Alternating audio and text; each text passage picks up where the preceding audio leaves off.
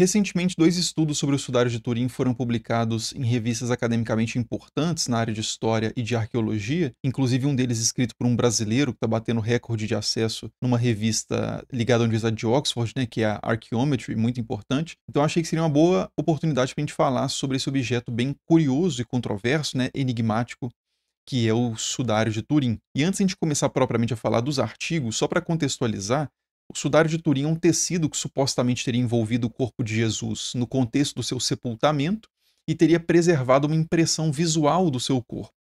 E por muitos séculos, né, e até hoje, esse objeto gera muita polêmica entre pessoas algumas que acreditam que é uma relíquia autêntica do primeiro século e outros que suspeitam que seja uma fraude medieval. E esses dois artigos recentemente publicados, em 2025 mesmo, lançam mais luz sobre essa questão. Um deles trazendo um novo documento, um documento pouco conhecido até então, que é o mais antigo, a menção mais antiga que a gente tem ao Sudário de Turim, quando ele ainda nem era Sudário de Turim. E o outro artigo, ele também faz uma contextualização muito boa, mas o ponto principal dele é que ele faz um argumento a partir de uma modelagem 3D, né, que é o artigo publicado pelo brasileiro. Então vamos dar uma olhada nesses dois artigos e discutir a questão da autenticidade do sudário. Beleza, então começando pelo primeiro artigo, a abordagem dele é buscar a documentação escrita mais antiga que a gente tem sobre esse objeto, e ele traz uma nova documentação, ou pelo menos ela já tinha sido ventilada antes por outros autores, mas ele faz o primeiro estudo mais aprofundado dessa menção ao sudário antiga, que é a mais antiga que a gente tem agora, né, que é de 1370. Antes a gente tinha documentação a partir de 1389 sobre o sudário, né? Então ela é cerca de 2 décadas anterior ao que a gente tinha de mais antigo até então. E esse documento analisado no artigo é um texto escrito pelo Nicole Oresme, né, ou Nicole Oresme, que foi um filósofo, né, um protocientista, por assim dizer, que escreveu sobre geometria, astronomia, uma porção de coisas. Ele era um francês que chegou a ser bispo, inclusive, e ele tinha uma mentalidade bem racionalista e naturalista. Né? O Oresme, ou Oresme, como preferir, sempre tentava encontrar primeiro explicações naturais para fenômenos que pareciam sobrenaturais. Isso não porque ele fosse ateu ou qualquer coisa assim, mas para evitar que a fé verdadeira fosse poluída, né, e misturada ali com crendices e superstições.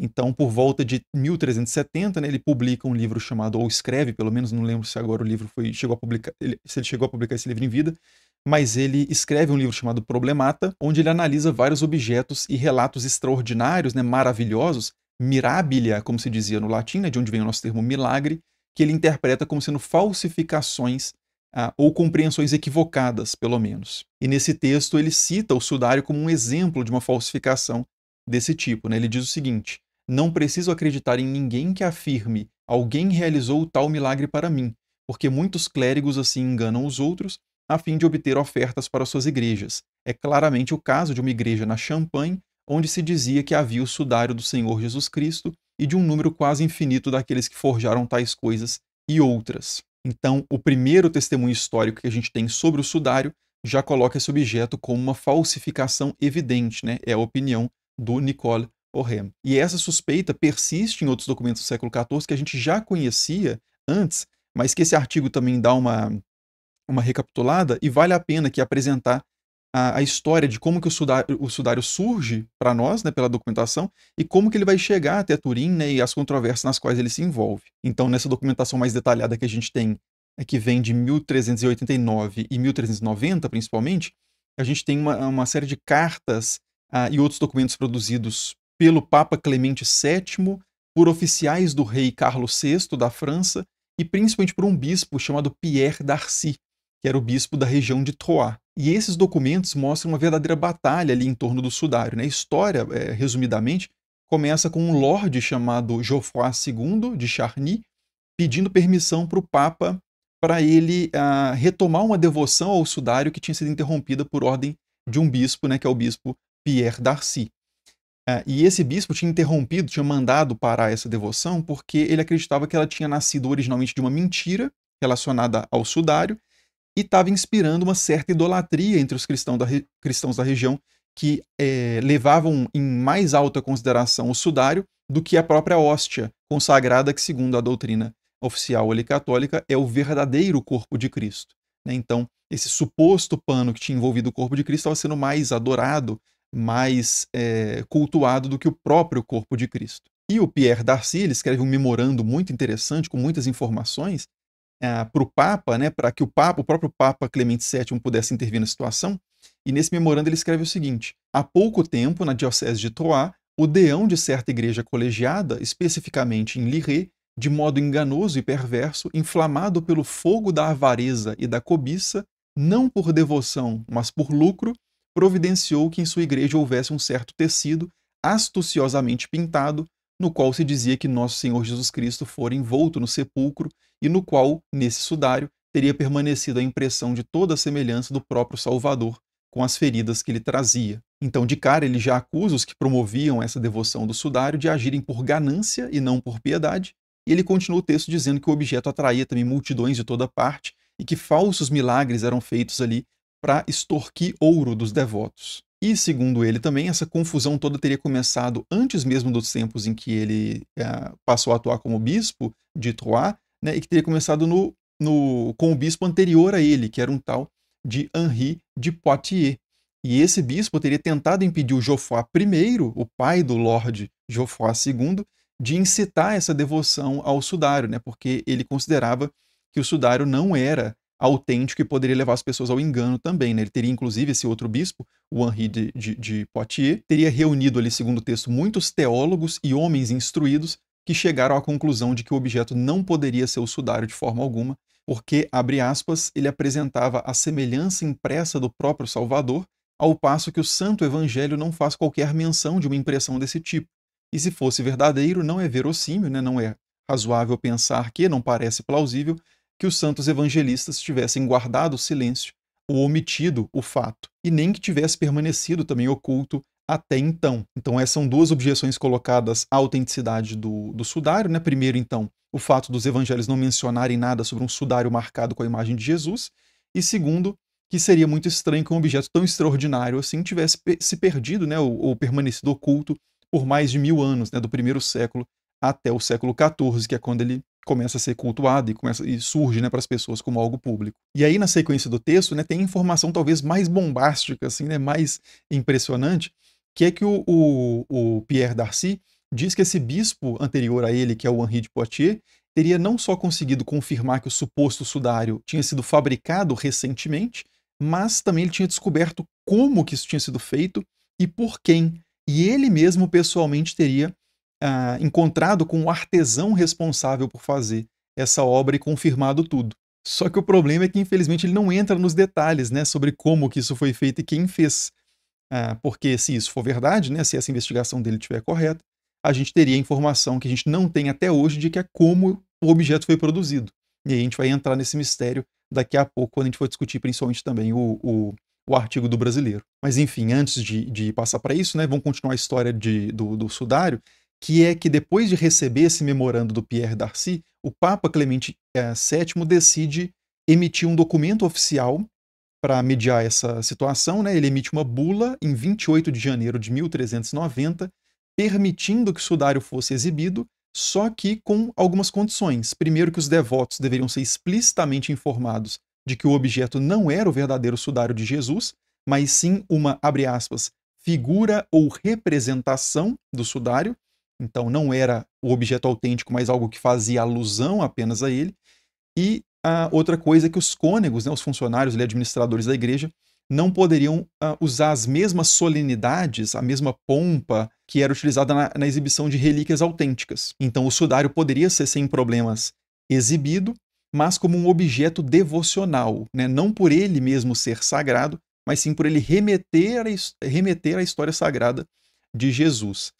E sobre essa questão de proibir as solenidades típicas de exibição de relíquias, o Pierre Darcy também menciona no memorando que, como eu já antecipei, né, que o sudário era conduzido e apresentado com mais pompa, com as pessoas carregando tochas em volta dele e com roupas mais especiais, do que quando a hóstia consagrada era exibida. Né? Então, para ele, isso poderia levar as pessoas a um grande risco ali na sua fé, sobretudo de idolatria. Lembrando que até esse momento, esse ainda não era propriamente o sudário de Turim, porque ele não tinha chegado ainda em Turim, né, atualmente na Itália, mas sim ele ficava numa região, originalmente a primeira notícia que a gente tem dele, ele está numa região chamada Liré, que fazia parte da região aldeia, né, que fazia parte da região de Champagne, na França. E como que ele foi parar em Turim, então? Né? O que acontece é o seguinte, depois da morte do Geoffroy II, que é o que tinha tido problemas com Pierre Darcy, a filha dele, que é a Marguerite Charny, filha única, que era a herdeira dele, herda esse objeto e continua conduzindo ali a devoção na aldeia de Liré. E nesse período, inclusive, a gente tem mais alguns documentos que falam sobre suspeitas em torno do sudário. Por exemplo, tem um cronista que escreve o seguinte: algumas pessoas afirmavam, para aumentar a devoção popular e gerar recompensas lucrativas, que se tratava do autêntico sudário de Cristo. E tem outro bispo também, que é um cisterciense, que era bispo de Liège, né?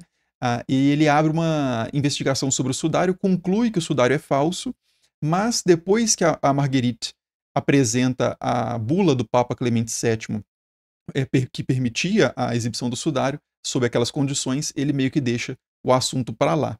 Né? Só que mais tarde a gente sabe que por volta de 1450, mais ou menos, a Marguerite, por algum motivo, decide vender secretamente o sudário para os duques de Saboia, ali da região dos Alpes, entre a França, entre o que hoje, né, é a França e a Itália, e esses duques começam a exibir o objeto primeiro em Chambéry, com autorização do Papa Júlio II, e em 1578, por razões relacionadas a incêndios que aconteceram ali, a uma série de perigos, riscos em volta de onde o sudário era guardado, esse objeto é transferido para Turim, que é onde ele permanece até hoje. Então tudo isso, né, todo esse histórico, a gente já tinha acesso a esses documentos antes mesmo da publicação desse artigo, mas agora a gente tem esse texto do Nicole Ohem que corrobora esse histórico de suspeita generalizada sobre o sudário de Turim antes mesmo da controvérsia entre o Pierre Darcy e o Geoffroy II. E eu digo suspeita generalizada, pelo menos entre os membros ali do escalão mais alto da igreja e os chamados teólogos e homens ilustres, né? Porque entre as pessoas mesmo, os devotos populares ali da região de Liré, provavelmente muita gente acreditava que fosse de fato uma relíquia autêntica ou se relacionava realmente como a igreja recomendava ali, como um objeto de devoção que fazia alusão ao objeto verdadeiro, né? Mas vai saber o que se passava exatamente na cabeça de cada uma das pessoas que estava ali na região. E antes de a gente passar para o próximo artigo, né, que é o artigo do Cícero Moraes, vale a pena a gente comentar mais outras duas coisas que são apresentadas nesse primeiro artigo. A primeira delas relacionada à quantidade de outras controvérsias em torno de supostos objetos sagrados na Idade Média, que dá um contexto interessante, e uma segunda coisa relacionada à datação do próprio material do sudário por carbono 14. Então, sobre o primeiro ponto, né, o caso do sudário de Turim não é nem de longe o único caso nessa questão de objetos devocionais que foram acusados de serem falsas relíquias. Primeiro que a gente tinha outro sudário muito famoso na época, que era o sudário de Cadouin, que tinha o próprio rei Carlos VI entre os seus devotos, né? Fora que o autor do artigo, né, que é o Nicolas Sarzeau, que escreveu esse primeiro artigo que eu estou apresentando, ele também conta quase 90 santuários ao longo da Idade Média, até o século XIV, que diziam possuir o sudário de Jesus autêntico, ou pelo menos parte dele. Então é muito comum, né, que igrejas locais ali alegassem ter relíquias como essa, ou fragmentos de cruz, pregos de crucificação, etc., para atrair fiéis e, consequentemente, prestígio, né, recursos materiais, ofertas, ou por outras motivações menos torpes também, como, sei lá, um engano inocente, né? A pessoa poderia se equivocar ali de que aquilo era uma relíquia e não estar mentindo efetivamente, né? Vai saber. E tinha outro tipo de relíquia interessante também, que se confunde um pouco com os sudários, que eram os chamados véus de Verônica, que é um lenço, supostamente, né, um véu que uma mulher teria dado para Jesus limpar o rosto quando ele estava no Calvário, e a imagem de Jesus teria ficado gravada naquele tecido. Então também é um objeto que era muito popular ali por volta do século XIII, XIV, que faz referência, até hoje tem nas estações, né, da Via Sacra, na devoção católica da Via Sacra, mas é algo que não aparece nos evangelhos que estão na Bíblia, né? Isso aparece em um evangelho apócrifo, que é o Evangelho de Nicodemos, e em alguns outros textos posteriores. Mas então, em resumo, assim, né, sobre essa questão, essas devoções e controvérsias em torno de supostas relíquias foram muito presentes na paisagem religiosa medieval, né? Se o sudário de Turim for uma falsificação medieval, né, de uma falsa relíquia, ele estaria entre várias outras, né? Não seria estranho que fizessem algo assim naquele contexto. E sobre a questão da datação do material propriamente, né, do tecido do sudário por carbono 14, que é um método bastante consolidado, o que acontece é o seguinte, que em 1988, uma amostra retirada da borda do sudário, isso tudo com autorização e sob a supervisão da Diocese de Turim, foi enviada para 3 laboratórios independentes, um em Oxford, outro em Zurique, na Suíça, e outro em Tucson, na Universidade do Arizona, nos Estados Unidos, e o resultado obtido por esses laboratórios foi que o tecido datava de 1260 a 1390, com 95% de probabilidade.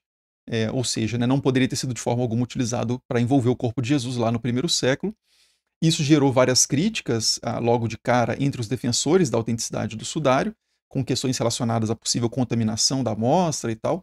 Mas o que chama atenção é que, mesmo se tivesse acontecido um erro no teste, né, o que pode ter acontecido, não é impossível, a data resultante desses testes caiu justamente onde a documentação escrita também apontava, né, que era o século XIV. Então, se fosse um erro, né, até onde eu entendo, a data poderia ter caído em uma infinidade de outros momentos, outros contextos, sei lá, no ano 1000, no ano 500, no ano 1800, mas coincidiu exatamente com o que a gente sabia pela documentação escrita. Mas realmente seria ótimo se pudesse acontecer outro teste moderno, né, com tecnologia inclusive mais apurada, com um cuidado maior, mas o problema é que esse tipo de teste, depois que aconteceu esse de 88, nenhuma outra datação foi permitida pela Diocese de Turim, né? Não autorizaram nenhuma outra datação. Então, por exemplo, teve até uma nova datação que apareceu num artigo em 2022, né? Gerou bastante controvérsia. Até ano passado isso voltou à tona por algum motivo. Esse artigo indicava o primeiro século como sendo a data de produção do tecido, né, do sudário. Só que esse artigo ele é mais contestado ainda do que o do carbono 14 da década de 80, porque a procedência do fio que foi analisado não é muito clara, né, já que não foi um processo autorizado, e a metodologia aplicada era totalmente experimental, proposta pelos próprios autores do artigo, que validaram eles mesmos a metodologia, né, nenhum outro autor tinha validado essa metodologia. E todas as fontes que eles citam para apoiar suas conclusões, ou as principais fontes que eles citam para apoiar suas conclusões, são todas publicações deles mesmos. Eles até tinham publicado algo antes que foi retratado, foi retirado da revista científica por alguns problemas. Então está envolto em muitas controvérsias isso aí. Por enquanto, pode ser até que avance novas datações por métodos diferentes no futuro, mas por enquanto o que a gente tem de mais sólido é esse carbono 14 de 88 mesmo, né? E, claro, a documentação escrita, que também apontam para a ideia de que o objeto é realmente uma obra de arte medieval. Bom, mas beleza, então agora vamos para o segundo artigo, que é o artigo escrito pelo brasileiro, né, o Cícero Moraes.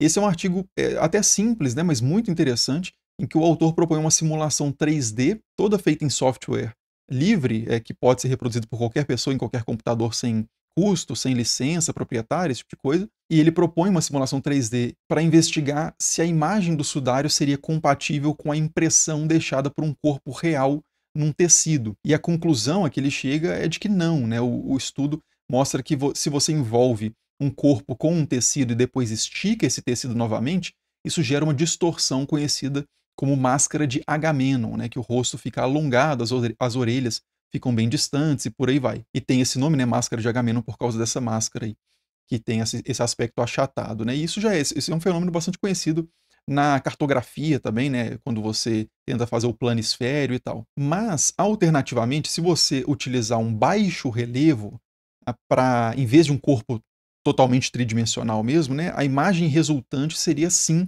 compatível com o que a gente encontra no sudário de Turim, né? E é isso que a simulação em 3D ali do Cícero Moraes mostra. Ou seja, não é possível provar, né, completamente que a imagem foi produzida usando algum tipo de baixo relevo, de algum molde, mas o que a gente observa é que isso seria mais compatível com o que a gente encontra no sudário de Turim do que a impressão de um corpo humano numa situação de sepultamento real. E além dessa parte muito interessante da modelagem em 3D, o artigo também traz várias informações sobre o contexto ali que também vale a pena mencionar, que situam o aspecto estético mesmo, visual, do sudário de Turim no contexto da produção artística medieval. A posição das mãos cobrindo a região genital, por exemplo, ali de Jesus, não tem nenhum paralelo em contextos funerários antigos, até onde eu sei, pelo menos, mas tem paralelos diretos ali com outras artes medievais, como essa representação de Adão e Eva nesse manuscrito do século XI e também nessa mortalha do século XIII ou XIV, né, da virada do século XIII para o XIV, que mostra Jesus numa posição bem parecida com a do Sudário de Turim. Então essa convenção artística relacionada a um pudor medieval poderia explicar melhor ali essa posição um tanto artificial de Jesus na representação do Sudário. E além disso, Cícero Moraes também mostra muito bem, né, o fato, lembra muito bem o fato de que baixos relevos eram muito comuns em túmulos e tampas de sarcófagos medievais, estão associados à questão funerária, e isso podia ser uma inspiração, pode ter sido uma inspiração para fazer uma imagem de Jesus a partir de um baixo relevo desse tipo. Né? E ele mostra também exemplos de arte suficientemente realista, como esse São João Batista feito em marfim no século XI ou XII, que mostra que os artistas medievais ali teriam plena capacidade de produzir um molde suficientemente realista para gerar a imagem do sudário, né? A imagem conforme a gente vê no Sudário de Turim, como a gente tem acesso a ele hoje. O que permanece um mistério absoluto é como fazer a imagem do sudário a partir desse molde, né, a partir desse relevo, já que os testes químicos, até onde eu vi, não identificaram pigmentos em quantidade significativa no tecido, né, para dizer que é uma pintura. Então, a imagem é extremamente superficial, só aparece na camada mais externa das fibras de linho. Então, a técnica aplicada é totalmente desconhecida, né? E só para deixar claro, essa imagem nítida que a gente costuma ver do Sudário de Turim é um negativo tratado. Né? O sudário ao vivo é bem mais apagado. Eu vou colocar uma imagem na tela para vocês poderem ver a diferença. Então, certamente, né, se o sudário é uma pintura, como o bispo Pierre Darcy dizia que era, ele não é uma pintura nem um pouco convencional, né? Alguma técnica muito diferente. Então, por mais que as evidências pareçam apontar para o fato do sudário de Turim ser um artefato medieval e não o tecido utilizado de fato para envolver o corpo de Jesus na antiguidade, ainda tem muita coisa para ser estudada e descoberta nesse assunto. Né? Não é um mistério fácil de resolver de forma alguma, nem para o crente, nem para o descrente. Né? Quem duvida do sudário ainda não tem como matar a charada de como que ele foi feito exatamente, e quem acredita no sudário dificilmente consegue explicar por que esse objeto ficou 1.300 anos oculto, ou como que ele seria compatível com o Evangelho de João, por exemplo, que diz que Jesus foi envolto em faixas de linho, né, plural, com um pano diferente ainda, um sudarion propriamente no texto grego, sobre o rosto apenas. Né? Então, materialmente, não combina muito bem uma coisa com a outra também, mas eu tenho certeza que vocês vão apresentar diferentes argumentos aí embaixo, né? Continuar essa discussão nos comentários, porque é um assunto realmente muito interessante. Não preciso nem pedir para vocês fazerem isso. Mas eu vou ficando por aqui, por enquanto, pelo menos. Né? As referências, como sempre, vão estar aí na descrição do vídeo. Muito obrigado por assistir e até o próximo. Falou!